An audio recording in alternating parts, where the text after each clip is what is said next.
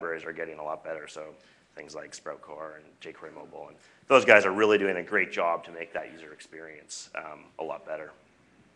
Of course, if there is still things that you find you just can't quite get done in HTML and JavaScript in your application, you can always jump out to native and write a plugin for native UI, native background services.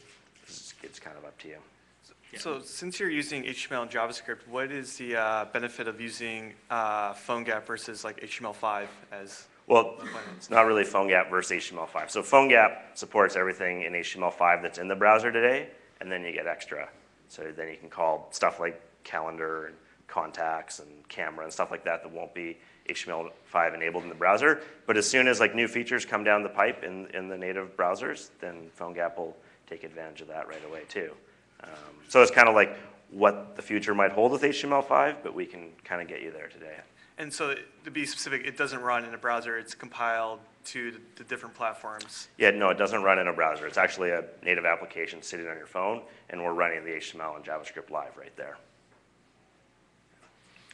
I think we joked a little yesterday about you've combined the two of the hottest and most overused industries, mobile and cloud, and put it into one company. We put open source in there too. And right, glue it all open source. together. HTML5. Right. But HTML5, yeah. I mean, again, when understanding that your company is in the early stages and the industry is as well, maybe even doing some groundbreaking work, where do you see it going? Where do you see, instead, if you're building a mobile app, you want people to come to you, but where do you see companies that are established companies doing it, and then obviously the phone companies themselves wanting to catalyze and stimulate application development? Will they start doing this, and will that be a partnership, or is there technology that you have that's protected, patented, et cetera? I'm just taking a look at the marketplace. I mean, we're trying to make PhoneGap as kind of open and broad-reaching as possible. We want PhoneGap, the open source framework, to be a de facto way for building mobile applications. So we're leveraging HTML5 to code you right for HTML5 browsers. We'll run PhoneGap. I mean, we see a big trend of people having mobile websites and mobile applications, and they're kind of playing equal roles, I guess, in their offering to customers. And PhoneGap's a way to kind of hedge your bets against that, right? You're kind of future-proofing yourself by writing HTML and JavaScript today, because we really see, I think, HTML5 and web technologies is really the future of where application development is going. I think except for some niche type applications, maybe games, although I think there's a lot of people working on building high quality games with HTML5 and JavaScript today. So yeah, in terms of us just wanting mass adoption for the framework, it's licensed under an MIT license, so it's very liberal. People can take it and do whatever they want with it. Have a strong community of contributors. The only real technology we're trying to protect is stuff on PhoneGap Build and the platform as a service. But even huge chunks of the build tool chain and scripts, we're going to be open sourcing all that stuff too and giving that back to developers as well. So what's your plan around providing developer tools? So I know there's a number of other kind of mobile application frameworks and stuff like that are really focused on how do they provide a really rich set of tools to their developers. So I just want to hear what is your plan for that? Our approach to that is really augmenting the existing tooling that developers are using. So building a great Eclipse plugin. We'll be working on Visual Studio stuff next, TextMate. But really we want to leverage, I guess, what's out there already and what other great tools is going on around HTML and JavaScript development versus trying to invent our own IDE and kind of get developers to adopt that. We just don't think that's a great strategy. Yeah. How much edge code or platform-specific code do you find people writing? And I know you say maybe that's, again, app-specific, but I mean, do you still need that expertise that in those teams where you said now you've got 6, 7 teams with different skills for all those platforms? Do you still need those people around at all to do those? I mean, I definitely wouldn't advise anyone to have no expertise with any native technologies in-house, right?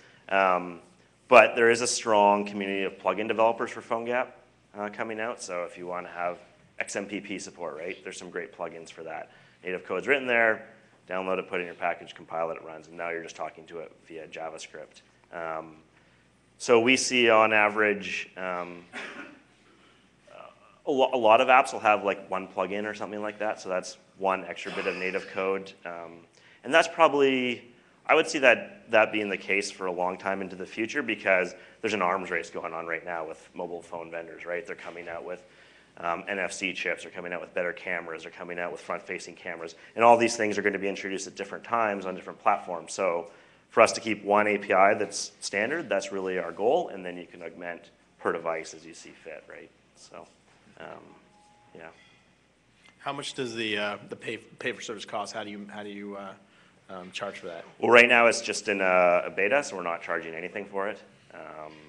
So the users who have signed up, it's for free. We'll have kind of a subscription model, so it's kind of, you know. For people who are developing multiple apps continually, or is it? Yeah, exactly. Yeah, and then there's also a model through the plugins, we'll be able to bake in third-party services at build time. So you'll be able to flip a switch and add analytics, add ads, add push notifications in apps. And those are going to come from third parties, and we'll, you know, have some kind of revenue sharing arrangement with them.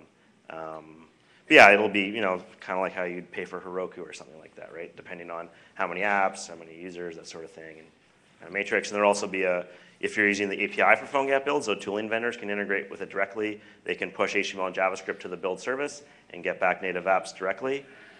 It'll be a kind of lower cost per build API for high volume type environments. I have one last question. So what do you think is the future of native apps versus HTML5 on mobile? Is it, you think it's one or the other or both, or I want to hear your thoughts on that. I think it'll always be both, but I think HTML5 will be the dominant way people are deploying applications on mobile devices. I mean, it's just, there are really no companies who can afford to build native experiences on all these different phones, and really the native first web debate, I think, is going to play out more on the website, and the experience will be largely the same for the end user. So what's the point of writing all these very niche specific code for all these different platforms? But some types of games will always be, I think, native. Thank you, Andre. Thank you. Well done. Lucas, tell us a bit.